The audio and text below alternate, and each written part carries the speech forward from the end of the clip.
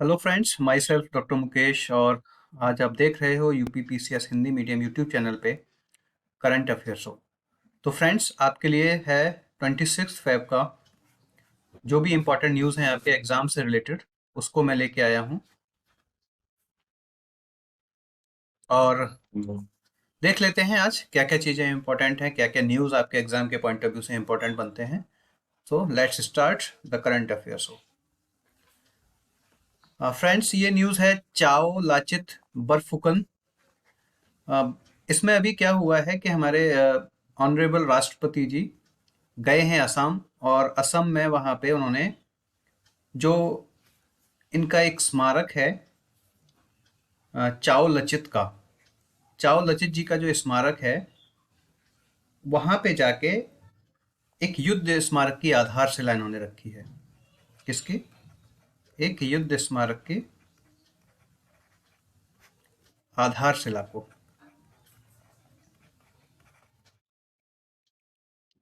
कब गए हैं? 26 फरवरी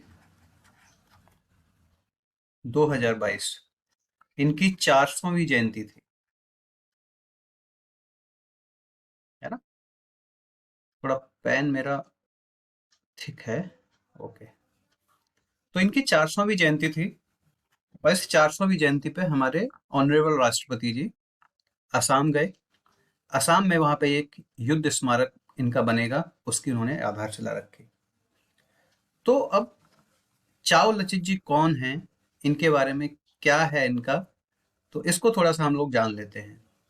चाओ लचित पूर्वोत्तर के शिवाजी भी इनको कहा जाता है। पूर्वोत्तर के शिवाजी क्यों कहा जाता है? क्योंकि 26 फरवरी 2022 को इनकी 400वीं जयंती होने के कारण अहोम सेना, देखिए क्या थे अहोम अहोम सेना जो थी, वहां पे मिलिट्री कमांडर थे जिन्होंने सरई घाट की लड़ाई में औरंगजेब की सेना के राम सिंह प्रथम को पराजित किया था। और उनकी याद में वहां पे इस बार क्या होना है 2022 में, क्योंकि ये लड़ाई हुई थी आपकी 1671 में, है ना? और इनका जन्म हुआ था 1622 में। अब चूंकि इनकी 400वीं जयंती है, तो वर्ष भर इनसे रिलेटेड सारे प्रोग्राम होंगे वहां पे, तो इसलिए ये चर्चा में बना हुआ है और ये इंपॉर्टेंट हो जाता है। तो इसका एक फैक्ट और देख लेते हैं। 1999 में Lachit Borphukan gold medal award आपको किसको दिया जाता है? एनडीए, जो आपकी नेशनल डिफेंस एकेडमी है, उसमें के बेस्ट कैडेट को एक अवार्ड की स्थापना हुई। और क्योंकि यह युद्ध ब्रह्मपुत्र नदी के घाट एवं ब्रह्मपुत्र नदी में भी लड़ा गया था, पानी में भी आपका लड़ाई हुई थी, अतः नौसेना को, हमारे जो नेवी है, उसको सुदृढ़ करने का श्रेय भी लचित बरफुकन को जाता है। तो लचित बरफुकन के बारे में कहानी क्या है? वहाँ के लोग, असम के लोग द हीरो ऑफ असम बोलते हैं इनको। एक्चुअल में वहाँ पे क्या था कि जब यहाँ औरंगजेब का रिजीम था, तो औरंगजेब ने असम को कॉन्कर करने के लिए राम सिंह प्रथम को भेजा। उस समय वहाँ पे अहोम का राज था, और अहोम के राजा थे चंद्रध्वज सिंह, और वह उनके प्रधानमंत्री थे अतन, और अहोम सेना के जो मिलिट्री कमांडर थे वो थे उस समय चाओ लचित। तो चाओ लचित बहुत ही बहादुर और बहुत ही योग्य सेनापति थे। जब राम सिंह प्रथम ने आक्रमण किया, तो इनको पता था कि ब्रह्मपुत्र नदी के आसपास ही झगड़ा होगा या युद्ध होगा। तो उन्होंने क्या किया कि अपनी जो भी बोट्स वगैरह थी, जो उस समय की जो जिन पे लड़ाइयाँ होती थी, उनको बहुत अच्छे तरीके से बनाया, मॉडर्न तरीके से उसको बनाया, और उन्होंने उस लड़ाई में विजय हासिल की, और औरंगजेब कभी भी जो है इनको कॉन्कर नहीं कर पाया अहोम्स को। तो ये इनके बारे में कहा जाता है। और बरफुकन जो थी इनकी पदवी थी, नाम इनका था चाओ लचित, और बरफुकन इनकी पदवी थी। तो ये एक इंपॉर्टेंट न्यूज हो जाती है, क्योंकि इनकी 400वीं जयंती है, तो क्वेश्चन पूछ सकता है चाओ लचित के बारे में। तो ये हुआ आपका चाओ लचित। नेक्स्ट हम लोग देख लेते हैं न्यूज नासो 95। नासो 95 ये एक आईआईटी दिल्ली का स्टार्टअप है, नैनो क्लीन ग्लोबल। इसके द्वारा बनाया गया एक छोटा एयर प्योरीफायर है जो प्रदूषण के साथ साथ कोविड जो आपका संक्रमण है इससे भी बचाने में सहायता करेगा, स्पेशली बच्चों। एक्चुअल में होता है क्या है, बच्चे N95 मास्क वगैरह ठीक से पहन नहीं पाते हैं। जब N95 मास्क नहीं पहनेंगे ठीक से तो क्या होगा, पॉल्यूशन तो है ही है, जितनी भी वायरल इन्फेक्शंस हैं जिसमें मेनली इस समय कोविड है, तो कोविड का संक्रमण बच्चों में बढ़ जाएगा, क्योंकि अब इतनी आपकी इकोनॉमी को, स्कूल्स को और डेली लाइफ को आप हेम्पर नहीं कर सकते हैं, इसलिए ये इनोवेशंस आ रहे हैं। तो इसी में नासो 95 है, इसको आप देख लीजिएगा, IIT दिल्ली के स्टार्टअप नैनो क्लीन ग्लोबल द्वारा बनाया गया है और एक N95 मास्क की तरह है। नेक्स्ट आपका है AMR। What is AMR? AMR is anti microbial resistance. होता क्या है कि आप कोई भी छोटी से छोटी बीमारी हो जाती है, आपने देखा होगा कि हम लोग एंटीबायोटिक्स खाना स्टार्ट कर देते हैं। मेडिकल स्टोर पे गए, मेडिकल स्टोर वाले ने कहा आपने मेडिसिन दे दिया, किसी आप विदाउट रजिस्टर्ड प्रैक्टिशनर के पास गए और उन्होंने कह दिया कि आपको बैक्टीरियल डिजीज नहीं है और आपने क्या ले लिया, एंटीबायोटिक। नॉर्मली वायरल डिजीज में भी आप लोग एंटीबायोटिक्स खाना स्टार्ट कर देते हैं। आप लोग से मेरा मतलब है नॉर्मल कॉमन पीपल। नॉर्मली होता क्या है कि एंटीबायोटिक्स बैक्टीरियल डिजीज के अगेंस्ट बनाए गए। वायरल डिजीज में बहुत बड़ा रोल नहीं होता। जब कोई सेकेंडरी इन्फेक्शन होता है उसको रोकने के लिए एंटीबायोटिक्स दिए जाते हैं। लेकिन जिस तरीके से पिछले कुछ समय से एंटीबायोटिक्स का धड़ल्ले से यूज हुआ है, उसने एक नई समस्या पैदा की है, और वो यही नई समस्या क्या है, एंटी माइक्रोबियल रेजिस्टेंस। हो क्या रहा है कि जैसे जैसे इतनी एंटीबायोटिक्स यूज हो रही हैं, मनुष्य के अंदर, बच्चों के अंदर उनके प्रति एक रेजिस्टेंस क्रिएट हो रहा है। आपने देखा होगा, ऑब्जर्व किया होगा कि जो छोटी से छोटी बीमारी पहले एक नॉर्मल मेडिसिन लेने में सही हो जाती थी, नॉर्मल एंटीबायोटिक्स के साथ सही हो जाती थी, आज वहां पे इफेक्टिव नहीं है। और ये हो क्यों रहा है? यही जो प्रतिरोधक क्षमता थी शरीर की, उसमें कमी आ रही है। उसमें कमी क्यों आ रही है? क्योंकि धीरे धीरे हम लोग जाने अनजाने में उन एंटीबायोटिक्स को ले रहे हैं। कैसे ले रहे हैं, इसको हम लोग देख लेते हैं। देखिए, WHO ने जन स्वास्थ्य की 10 जो वैश्विक चिंताएं हैं उनमें से एक रखा है AMR को। एक गैर सरकारी संगठन टॉक्सिक लिंक की रिपोर्ट के अनुसार नदियों में एंटी माइक्रोबियल दवाओं का स्तर सामान्य से कई गुना अधिक पाया गया, जिसके कारण जाने अनजाने में मनुष्य एंटी माइक्रोबियल दवाओं को ग्रहण करता है, जिसमें मनुष्य को धीरे धीरे एंटी माइक्रोबियल दवाओं के प्रति रेजिस्टेंस डेवलप हो रहा है। एक्चुअल में ये दवाइयां नदियों में पहुंची कैसे? 3 तरीके बताए गए रिपोर्ट में। डेफिकेशन, मानव मलमूत्र से, दवा कंपनियों के प्रयोग हुए दूषित जल से, और कचरे इत्यादि में पाई जाने वाली एक्सपायरी दवाइयों से। तो इस तरीके से उस जल को जो है हम लोग ग्रहण करते हैं अपने डोमेस्टिक यूज में, अपने एग्रीकल्चर यूज में, और वो हमारी फूड चेन में शामिल हो जाती है। और जब वो फूड चेन में दवाइयाँ शामिल हो जाती हैं तो वो हमारे अंदर चली जाती हैं, और धीरे धीरे धीरे धीरे बायोमैग्निफिकेशन होता है, और बायोमैग्निफिकेशन होने के कारण रेजिस्टेंस क्रिएट हो जाता है। जब ऑलरेडी इतनी हमारी दवाइयाँ हैं, ऑलरेडी बैक्टीरिया जो हमारी बॉडी के अंदर हैं वो उनको रेजिस्टेंस क्रिएट हो चुका है, तो अगर आप बाहर से कोई भी एंटीबायोटिक लेंगे तो वो आपकी बॉडी में इफेक्ट नहीं करेगी। तो ये एक बहुत बड़ी कंसर्न का विषय है WHO के लिए भी। इसलिए कई बार कहा गया है कि आप एंटीबायोटिक्स को ऐसे ही मत खाइए, अपने बच्चों को नहीं दीजिए। लेकिन केवल बीमारी के समय खाने से और उससे नहीं होगा, जब ये फूड चेन में ही डेवलप चली हो जाएगी तो फिर उसके लिए आपको एक बड़े स्टेप्स उठाने पड़ेंगे। इसको 31 जुलाई 2016 को प्रधानमंत्री मन की बात में इस बात पर चिंता जाहिर की गई थी।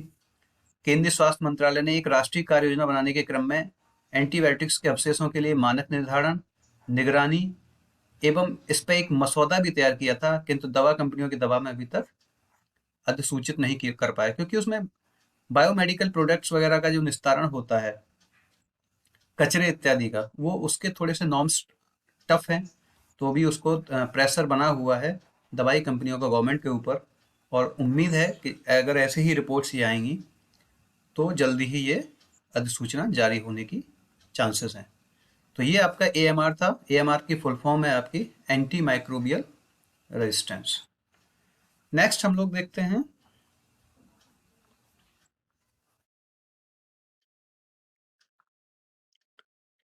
ये एक आ रहा है, एक टर्म है बुकारेस्ट 9 और B9। जिस तरीके से रूस और यूक्रेन कन्फ्लिक्ट चल रहा है, ऐसे में ये B9 देशों की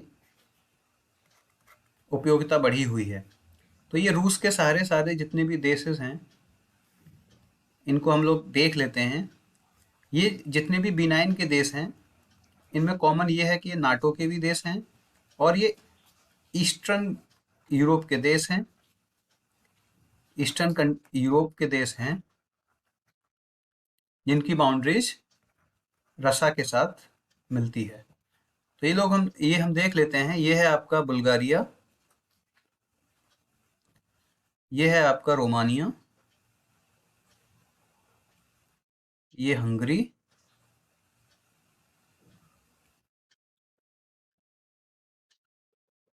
ये आपका पोलैंड, ये स्लोवाकिया, ये है आपका चेक रिपब्लिक, ये आपके बाल्टिक सी के सारे जो 3 देश हैं, इनको हम बाल्टिक स्टेट्स भी बोलते हैं। ये है आपका लिथुआनिया, ये आपका लाटविया, और ये है आपका एस्टोनिया, और ये आपका यहाँ पे रूस, यूक्रेन। तो ये B9 देशेस हैं, इनको आप देख लीजिएगा। अब चूंकि रूस और यूक्रेन का कन्फ्लिक्ट चल रहा है, तो यूक्रेन की जो भौगोलिक स्थिति है उस पर भी हम लोग एक नज़र डाल लेते हैं। देखिए, ये जितनी भी इसकी इधर से बाउंड्री मिली हुई है, ये है आपका इधर रूस, ये है क्रीमिया, जिसकी जो पहले से ही विवादों में है। ये यूक्रेन हुआ आपका, ये नॉर्थ ईस्ट में रूस, ये आपका ईस्टर्न साइड पे रूस, और ये इसके साउथ ईस्ट में भी रूस है ना। इसके बाद ये आपका रूस के बाद इधर है, इसके नॉर्थ में बेलारूस है ना। ये है आपका पश्चिम में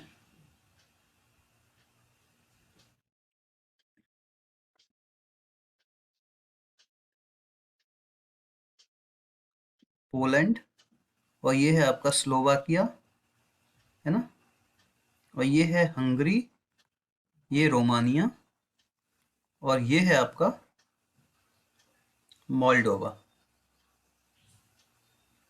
ठीक है, तो ये यूक्रेन की पोजीशन है। यूक्रेन की राजधानी यूक्रेन की राजधानी है कीव, और it is the second largest country of Europe. और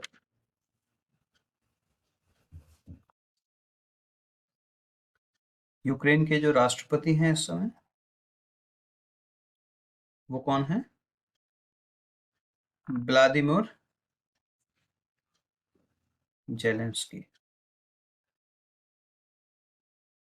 तो ये आप इसका जो हमारे एग्जाम के पॉइंट ऑफ व्यू से चीज़ें हो सकती हैं ज्योग्राफी से रिलेटेड, ये B9 कंट्रीज़ हैं, इसी में बाल्टिक कंट्रीज़ हैं ये 3,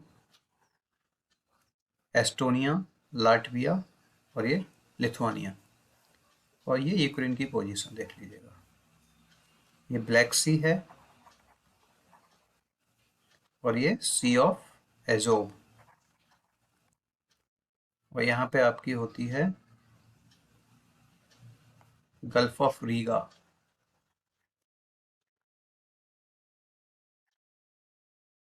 तो इसको आप लोग देख लीजिएगा। नेक्स्ट हम लोग देखते हैं, वन लाइनर्स की तरीके से हैं। किस राज्य में पहली बार महिला उद्यमियों के लिए औद्योगिक क्षेत्र को आरक्षित किया गया है?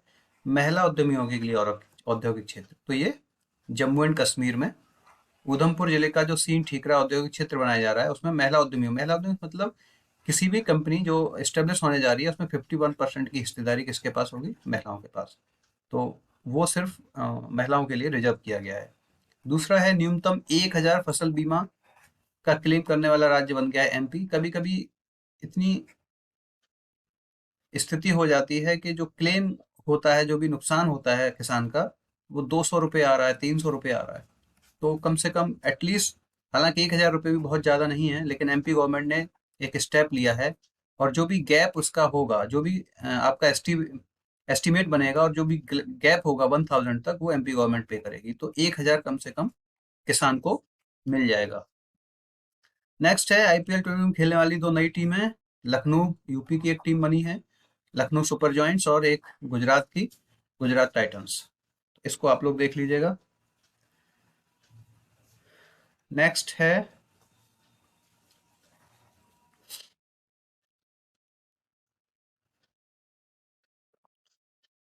एक पुनरुत्ति काजू जो अपनी विशिष्ट स्वाद के लिए प्रसिद्ध है, जिसे कोड्डालोर की सोने की खान भी कहा जाता है।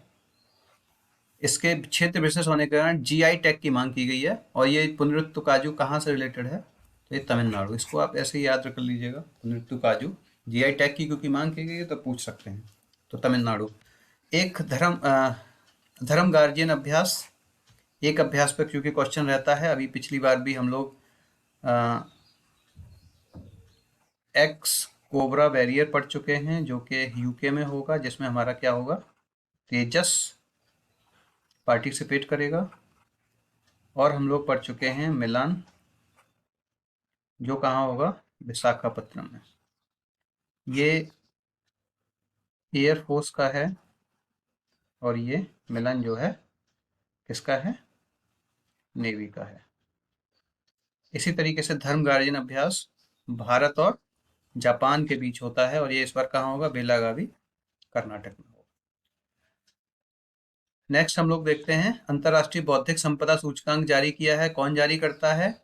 US chamber of commerce global innovation policy centre है, इसी के अंतर्गत यूएस चैम्बर ऑफ कॉमर्स के अंतर्गत है ग्लोबल इनोवेशन पॉलिसीज, उसने जारी किया है। और भारत की इसमें पोजीशन है 43, इसको याद कर लीजिएगा, 43। और प्रथम द्वितीय स्थान पर हैं अमेरिका फर्स्ट है, United kingdom second, and Germany is third. तो चूंकि एक क्वेश्चन इंडेक्स पर रहता है, तो अंतर्राष्ट्रीय इंटेलेक्चुअल प्रॉपर्टी इंडेक्स जारी की गई है। यूएस चैम्बर ऑफ कॉमर्स क्या है? ये विश्व का सबसे बड़ा एक व्यापारिक संगठन है ना? तो ये देख लीजिएगा। लोकपाल ऐप लॉन्च किया गया है। लोकपाल ऐप आप जानते हैं, लोकपाल वर्ड है भ्रष्टाचार के खिलाफ जितनी भी शिकायतें होती हैं, तो उसको ऐप के रूप में किस मंत्रालय ने और किस प्रोग्राम के लिए लॉन्च किया गया है? तो ये लोग हम देख लेते हैं। केंद्रीय ग्रामीण विकास और पंचायती राज मंत्रालय द्वारा मनरेगा कार्यक्रम के लिए समयबद्ध शिकायतों को सूचित करने के लिए लोकपाल ऐप लॉन्च किया गया है। तो लोकपाल ऐप देख लीजिएगा, मनरेगा कार्यक्रम के लिए किया गया है। दूसरा है, मनरेगा के बारे में थोड़ा बहुत देख लीजिएगा आप। इसको पहली बार 1991 में पीवी नरसिंह प्रधानमंत्री जी थे, उनके समय प्रस्तावित किया था, लेकिन डिस्कशन होते होते ये नरेगा के रूप में 25 अगस्त 2005 को संसद में पास होता है। और तब 2 फरवरी 2006 को इसको 200 पिछड़े जिलों में पायलट प्रोजेक्ट की तरह लागू किया जाता है। पायलट प्रोजेक्ट की तरह लागू किया गया था। उसके बाद 1 अप्रैल 2008 से सभी जिलों में लागू किया गया। और 2010 में इसका नाम Mahatma Gandhi National Rural Employment Guarantee Act के तहत नरेगा से मनरेगा किया गया। क्या होता है इसमें? प्रत्येक हाउस होल्ड जो भी गांव में है, उसके एक सदस्य को, अगर वो सदस्य चाहता है कि उसको जॉब मतलब काम चाहिए, तो एक फाइनेंशियल ईयर में 100 डेज का वर्क उसको गारंटी के साथ दिया जाएगा। ये विधिक गारंटी है, लीगल राइट है, विधिक गारंटी है रोजगार की। प्रत्येक हाउस होल्ड के एक व्यक्ति को 100 डेज का, उसमें से 1/3 महिलाओं के लिए रिजर्व है। जितने भी जॉब क्रिएट होंगे एक फाइनेंशियल ईयर में किसी ग्राम पंचायत में, उसमें 1/3 महिलाओं के लिए आरक्षित है। इसकी देखरेख सीधे ग्राम पंचायत द्वारा की जाती है, ठेकेदार इसमें बैंड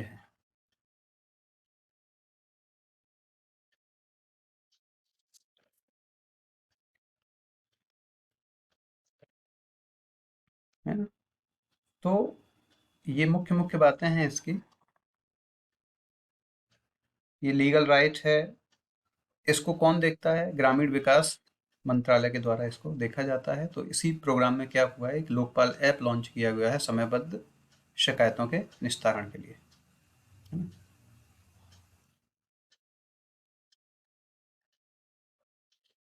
उसके बाद हम देखते हैं मीराबाई चानू, सिंगापुर भारोत्तोलन में स्वर्ण पदक जीतकर 55 किलोग्राम वर्ग में राष्ट्रमंडल खेलों में अपनी स्थान सुनिश्चित करने वाली खिलाड़ी बनी हैं। तो मीराबाई चानू ने सिंगापुर में जो भी भारोत्तोलन प्रतियोगिता चल रही है, उसमें 55 किलोग्राम में स्वर्ण पदक जीता है और वो राष्ट्रमंडल खेलों में उनको डायरेक्ट एंट्री 55 किलो केजी वर्ग में, है ना? तो ये है। उसके बाद एक है ओशियन 202 का आयोजन। ये इस बार भारत में हुआ है पहली बार, इसलिए इम्पोर्टेंट हो जाता है। और एक किसने कराया? आईआईटी मद्रास एवं National Institute of Ocean Technology द्वारा किया गया है। थीम क्या रही इसकी बार? Inspire innovation and sustain. तो ओशियन 2022 ही इम्पोर्टेंट हो जाता है। उसके बाद हम लोग देख लेते हैं यूपी स्पेशल। यूपी स्पेशल में डेली हम लोग देख लिया करेंगे एक एक क्वेश्चन, एक एक टॉपिक। तो इसमें देख लेते हैं प्लेसेस। आज हम स्थान देख लेते हैं। स्थानों में क्या है? देवांगना घाटी, ये चित्रकूट जिले में है।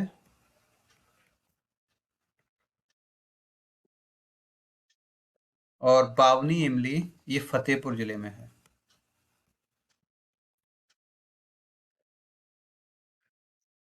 1857 की क्रांति में यहाँ के खजुआ एक जगह पड़ती है, वहाँ के ठाकुर जोधा सिंह अटैया करके एक जमींदार थे। वो वापस आ रहे थे, तो एक अपने 57 साथियों के साथ, अपने 51 साथियों के साथ, और एक खुद ठाकुर जोधा सिंह अटैया थे। तो जब ये रास्ते में वापस आ रहे थे, तो अंग्रेजों ने खजुआ के पास एक जगह पड़ती है, वहां पे एक साथ 52 लोगों को फांसी दे दी थी। तो तभी से ये एक शहीद स्थल है और बहुत ही आदरणीय और पूजनीय स्थल है। यहाँ के लोग बहुत सम्मान करते हैं इस जगह का, और सम्माननीय जगह है भी, क्योंकि एक साथ 52 लोगों को फांसी देना एक बहुत बड़ी घटना थी। तो अभी जो फतेहपुर मेडिकल कॉलेज एक बना है वहाँ पे, उसका नाम भी अ, ठाकुर जोधा सिंह अटैया, ठाकुर जोधा सिंह अटैया के नाम पर रखा गया है। तो कभी आपको मौका मिले तो बामनी इमली जरूर जाना चाहिए। तो ये हुआ उत्तर प्रदेश स्पेशल। नेक्स्ट हम लोगों ने जैसे कहा था कि हम लोग क्वेश्चंस देख लिया करेंगे, तो महत्वपूर्ण क्वेश्चंस में हम लोग देख लेते हैं आज। हाइड्रोजन ट्रेन लॉन्च फरवरी में, लॉन्च करने वाला कौन सा देश है? सिंगापुर, चीन, भारत, जापान। तो इसमें आपको देखना है कि जापान। और किस भारतीय खिलाड़ी ने दुनिया के नंबर 1 खिलाड़ी नॉर्वे के कार्लसन को हराया है? तो ये किसने? रमेश प्रज्ञानंद। इसको हम लोग देख चुके हैं। कल मैंने क्वेश्चन पूछा था कि रामानुज जो पुरस्कार युवा वैज्ञानिक का दिया गया है वो किस संस्था ने दिया है? तो वो दिया था national centre for theoretical studies